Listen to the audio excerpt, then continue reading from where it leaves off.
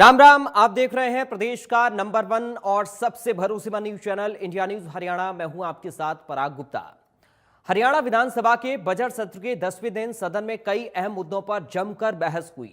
Budget सत्र के 10वें दिन स्कूल शिक्षा, टीचर्स, डॉक्टर्स की कमी, आवासीय प्लांटों के आवंटन, पुलिस लाइन, इलेक्ट्रॉनिक बस, एनएचएम के कर्मचारी, कानून व्यवस्था, अरावली में अवैध निर्माण जैसे मुद्दों पर जमकर बहस हुई। इसके साथ ही विधानसभा के बजट सत्र में 4 विधेयक पास हुए। हरियाणा शव सम्मान निपटान विधेयक के तहत अब लोग सड़क पर शव रखकर प्रदर्शन नहीं कर पाएंगे। कानून न मानने पर 6 महीने से 3 साल तक की कैद और 1 लाख रुपए के जुर्माने का प्रावधान है। इस विधेयक पर कांग्रेस विधायकों ने आपत्ति जताई। कांग्रेस विधायक भारत भूषण बत्रा ने कहा कि इस कानून से लोगों के मौलिक अधिकारों का हनन होगा। केंद्र सरकार ने इस विधेयक को वापस क्यों भेजा था? इस पर मुख्यमंत्री नायब सिंह सैनी ने कहा कि विधेयक में ऐसा कुछ नहीं है जिससे कि लोगों के अधिकारों का हनन हो। केंद्र सरकार ने जिन बिंदुओं पर आपत्तियां की थीं उन्हें दूर कर लिया गया है। इसके साथ ही विधानसभा में हरियाणा ट्रैवल एजेंट रजिस्ट्रेशन और रेगुलेशन विधेयक 2025 भी पास हुआ। इसके तहत बिना वैध रजिस्ट्रेशन प्रमाण पत्र के कारोबार चलाने वाले एजेंटों के अधिकतम 7 साल की कैद और 5 लाख तक के जुर्माने का प्रावधान किया गया है। इस विधेयक को लेकर भी सदन में विपक्ष के विधायकों ने ऑब्जेक्शन किया। विधायक आदित्य देवीलाल ने कहा कि इस कानून में ऐसा कोई प्रावधान नहीं है जिसके जरिए बच्चों को दिए जाने वाले पैसे की रिकवरी का जिक्र किया गया हो। कांग्रेस विधायक रघुवीर कादियान ने कहा कि इस विधेयक में कंसल्टेंट और एजेंसी की परिभाषा होना जरूरी है। बीबी बत्रा ने कहा कि बिल तब आना चाहिए जब सभी बिंदुओं पर स्टडी की हो। बत्रा ने इस विधेयक को सिलेक्ट कमेटी में भेजने का प्रस्ताव दिया। इसके जवाब में मुख्यमंत्री नायब सैनी ने कहा कि ये युवाओं का विषय है, सरकार इसको ध्यान में रखकर ये बिल लेकर आई है। केंद्र के 3 नए कानून आए हैं। कानूनों में सेक्शन परिवर्तन किए गए हैं। इसके अलावा भी विधेयक में कई परिवर्तन किए गए हैं, लेकिन विपक्ष के लोग इसके पक्ष में नहीं हैं। ये कहते हैं कि बेड़ियां लगाकर भेज दिए, जबकि यदि कोई व्यक्ति आपके देश में अवैध रूप से घुसता है तो उसके साथ आप कैसा व्यवहार करेंगे? सरकार की मंशा है कि हरियाणा के युवाओं को इस बिल के जरिए राहत मिले। इस पर भूपेंद्र सिंह हुड्डा ने कहा कि सीएम इस मामले को जस्टिफाई कर रहे हैं, लेकिन इन्हें प्रोटेस्ट करना चाहिए था। वे विधानसभा में हरियाणा जुआ सट्टा विधेयक 2025 सदन में पारित हुआ और इस विधेयक में मैच फिक्सिंग, चुनाव या फिर खेलों में सट्टेबाजी करने वालों के लिए 3 से लेकर 5 साल तक की कैद का प्रावधान किया गया। साथ ही प्रॉपर्टी भी जब्त की जाएगी। जुआ सट्टा विधेयक पर कांग्रेस विधायक आदित्य सुरजेवाला ने कहा कि यह विधेयक सदन में पहली बार चर्चा के लिए लाया गया। इस कानून में कई आपत्तिजनक प्रावधान हैं, जिनके कारण अन्य माफिया समूहों का हरियाणा में प्रवेश आसान हो जाएगा। इस पर मुख्यमंत्री नायब सैनी ने कहा कि उनकी सरकार का मानना है कि जुए और सट्टेबाजी से बहुत से परिवार बर्बाद हो गए हैं। उन्हें बचाने के लिए यह विधेयक लाया जा रहा है। चुनाव में भी सट्टा बाजार सक्रिय रहा। जहां कांग्रेस की जीत के दावे किए गए तो कई लोग इसका राजनीतिक लाभ भी उठाते हैं। उधर भारत पाकिस्तान के मैच के दौरान सट्टेबाजी और मैच फिक्सिंग से परिवार बर्बाद हो रहे हैं। आज इन्हीं मुद्दों पर करेंगे चर्चा, लेकिन उससे पहले कुछ सवाल हैं। सदन में कई बिल पास, क्या विपक्ष को नहीं आए रास? यह सबसे पहला और अहम सवाल है जिसके इर्द गिर्द आज हमारी चर्चा रहने वाली है। सवाल उठाना जरूरी है। क्या हर मुद्दे का विरोध मजबूरी है? यह भी अपने आप में अहम सवाल है। इस पर भी आज चर्चा होगी। सवाल यह भी है, शिक्षा और स्वास्थ्य सुविधाओं पर सदन में क्यों उठे सवाल? शिक्षा और हेल्थ सेक्टर को लेकर सदन में जो सवाल उठे हैं, आज उन पर भी हम बातचीत करेंगे। 24 में भी जब आया था तब भी चर्चा हुई। भारत सरकार ने वही बिल्कुल ठीक बात है कि क्या कारण है कि इसको वापस करने का काम किया है। Right to life and right dignity of the dead body should be maintain.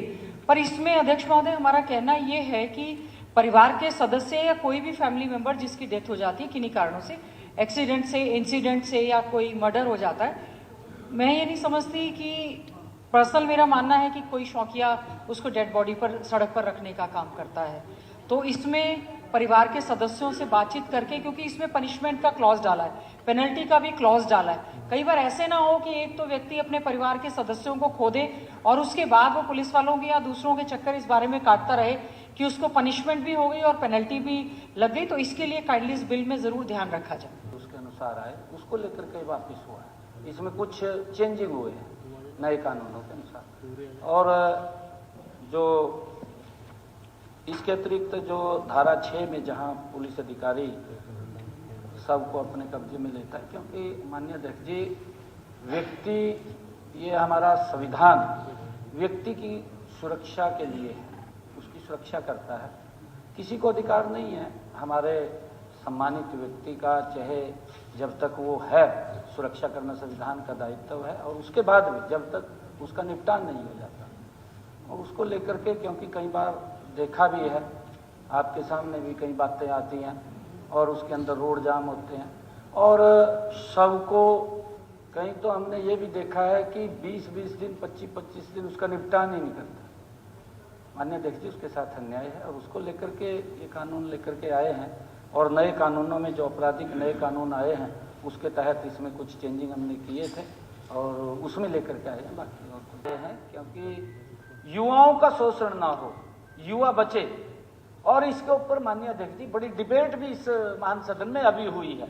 आपने कॉलिंग अटेंशन के अंदर भी सभी माननीय सदस्यों को बोलने का अवसर दिया, उसके ऊपर जवाब भी दिया गया है।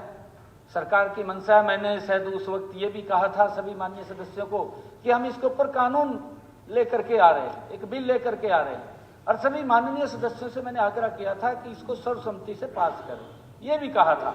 अब कभी सिलेक्ट कमेटी की बात करते हैं कि सिलेक्ट कमेटी में भेज दीजिए। आप ये किस प्रकार, ये नहीं चाहते माननीय अध्यक्ष जी।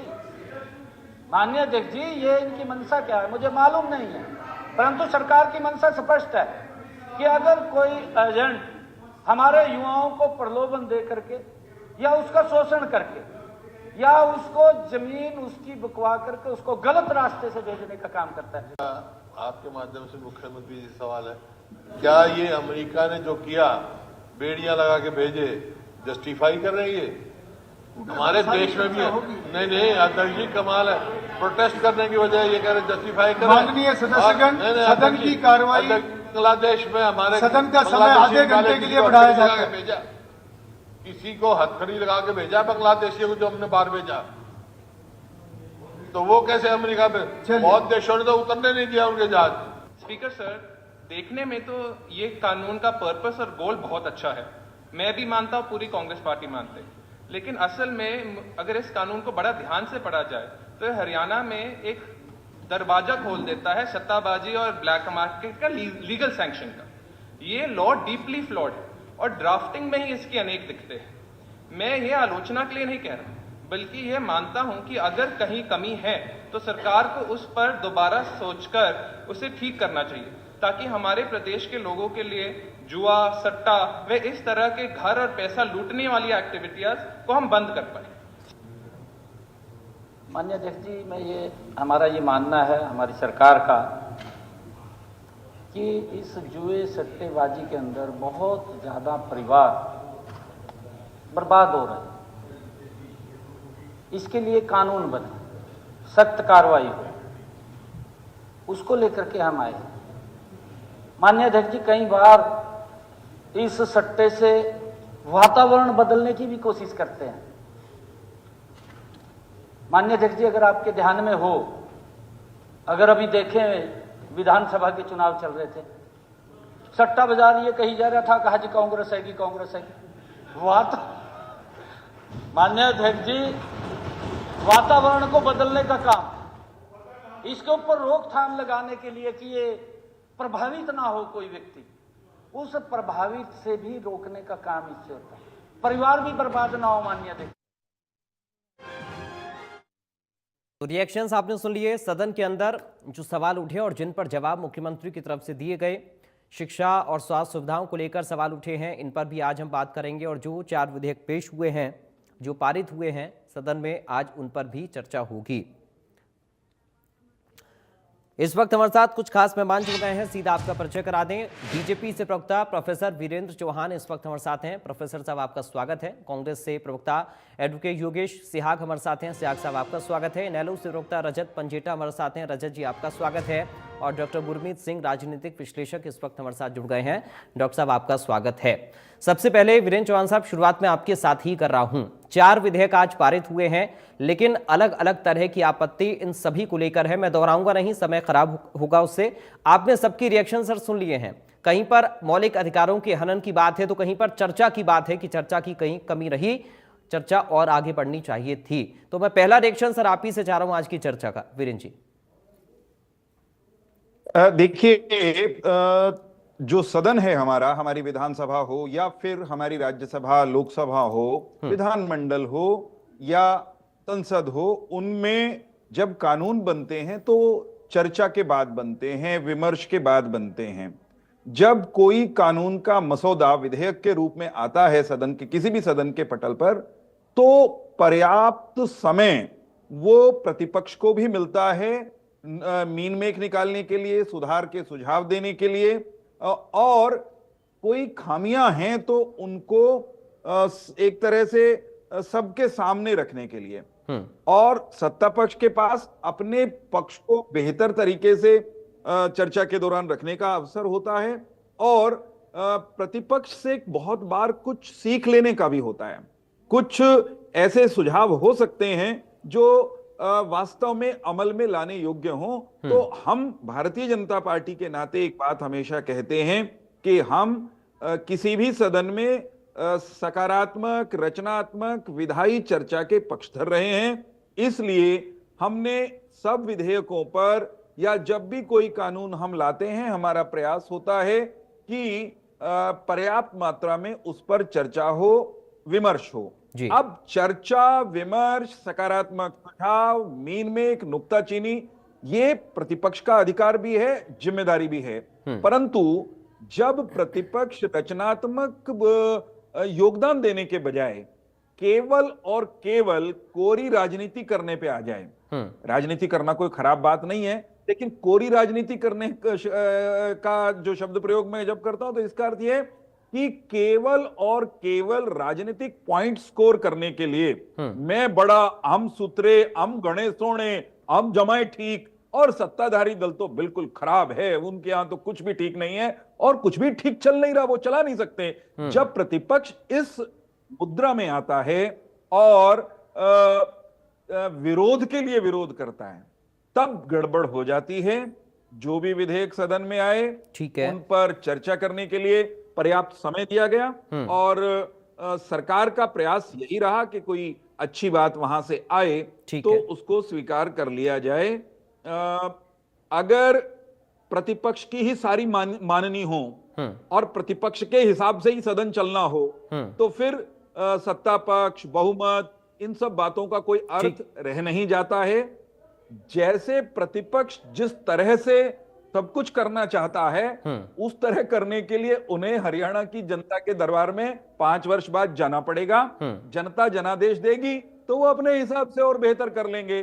फिलहाल हरियाणा को भारतीय जनता पार्टी के लिए की सरकार मिली है, जनादेश के साथ मिली है। वो हरियाणा की बेहतरी के लिए ठीक सबको साथ लेकर चलने का प्रयास करते हुए कानून भी बनाने की कोशिश कर रही है, और नागरिकों को हर क्षेत्र में बेहतर सुविधाएं मिले हरियाणा के, इसके लिए भी निरंतर प्रयासरत है। ठीक है, हमारी तरफ से सदन में चर्चा का समय कम दिया गया, ऐसी स्थिति हमने तो अपनी तरफ से आने नहीं दी। सदन में जितने भी सत्र अब तक हुए हैं हरियाणा की विधानसभा के, आमतौर पर पूर्ववर्ती सरकारों की तुलना अगर करेंगे तो डेटा यही बताएगा कि साहब पर्याप्त समय दिया गया। बहुत बार तो समय ज्यादा था, प्रतिपक्ष के सवाल खत्म थे, सपड़ गए थे, या वो बीच में छोड़ के भाज गए थे। ऐसी स्थिति भी हरियाणा के सदन में आई है हमारे कार्यकाल में। ठीक है, योगेश सिहाग साहब कैसे देख रहे हैं सर? 4 विधेयक आज पारित हो गए हैं और इन पर कई सवाल भी आप लोगों की तरफ से उठे हैं। अब वीरेंद्र चौहान साहब तो कह रहे हैं कि हमने पूरा मौका भी दिया विपक्ष को और हमने अपनी तरफ से जितना बेहतर हो सकता था वो भी किया। आपका रिएक्शन? देखिए, अच्छी बात है। समय समय के अनुसार सरकार को कोई नया अगर कानून बनाना है, उसका विधेयक सदन में रखना चाहिए, लेके आना चाहिए, परंतु उस पे सकारात्मक चर्चा होनी चाहिए। और जो विधेयक में आपने देखा होगा कि 100 को रख के प्रदर्शन करने पर पाबंदी आप लगा रहे हो, आप किसी के साथ इनजस्टिस कर रहे हो, वो इतना पीड़ित है, क्या वो क्रीमेशन करेगा वो परिवार? जब आप उसको न्याय नहीं दे रहे, पहले उसकी मांग तो मानोगे वो कम से कम प्रतिनिधि सरकार के, प्रशासन के, उसकी बात तो सुने कम से कम। तो इस तरह की बातें जो डिक्टेटरशिप की ओर सरकार जारी है, अब ये कह रहे हैं कि हमारे युवाओं का शोषण होता है। अरे युवाओं का शोषण तो सबसे ज्यादा भाजपा की सरकार हरियाणा में कर रही है। हमारे हरियाणा के युवा पंजाब के बाद मैं समझता हूं सबसे ज्यादा हरियाणा के डिपोर्ट होके आए हैं। उनको किस तरह से बेड़ियों से बांधकर किस तरह के किस हालात में आए हैं, क्या सरकार ने चिंता की उनकी? क्या पुनर्वास की, काउंसलिंग की? मुझे ये बात बता दे कोई। उन्होंने उनके लिए घर जाके भी किसी ने, सरकार के प्रतिनिधि ने, प्रशासन ने संपर्क किया हो? और जो उनके इतने लाखों रुपए की जमीन बेचकर, और किस तरह से वो क्यों गए हैं? वो मजबूरी में गए हैं, क्योंकि उन्हें हरियाणा सरकार रोजगार देने में नाकाम रही। ठीक है। अगर उन्हें रोजगार अपने प्रदेश में मिला होता तो ऐसे हालात पैदा नहीं होते। तो ये विधेयक लेके आइए, परंतु उसके साथ साथ आप ये सोचिए कि आप क्यों शोषण कर रहे हो। आपका शिक्षा और स्वास्थ्य का जो आज का हमारा अहम मुद्दा है, आप देखिए बजट में शिक्षा का बजट भी घटा दिया, स्वास्थ्य का बजट भी घटा दिया। सबसे मूलभूत एक जो प्रत्येक व्यक्ति को, अमीर गरीब से गरीब, अमीर से अमीर को, अगर देश प्रदेश में एक शिक्षा, स्वास्थ्य और एक घर मिल जाए तो एक सबसे बड़ी मतलब एक उसके लिए सहूलियत होती है, और उसे अपने जीवन में क्या चाहिए। लेकिन ये सरकार, आप देखिए कि स्कूलों की हालात देखिए, खुद जो सदन में बताया कि खुद इनके मंत्री, शिक्षा मंत्री जी ने 8,200 प्राध्यापकों के कॉलेज यूनिवर्सिटी में पदों में से 4,000 से ज्यादा पद खाली है। और उनको सुनिए, खाली हो, बजट में उन पदों के लिए कोई प्रावधान नहीं किया। तो आप देखिए कि सरकार ने यह मान लिया कि अगले 1 साल में हम इनको नहीं भरने जा रहे। ठीक है। बजट में देखिए, सुनिए 1 मिनट मैं लूंगा, और उसके साथ साथ स्वास्थ्य के हालात आप देख लीजिए, किस तरह के जो सरकारी हॉस्पिटल के हालात आज क्या हालात, वो पूरा प्रदेश देख रहा है। आप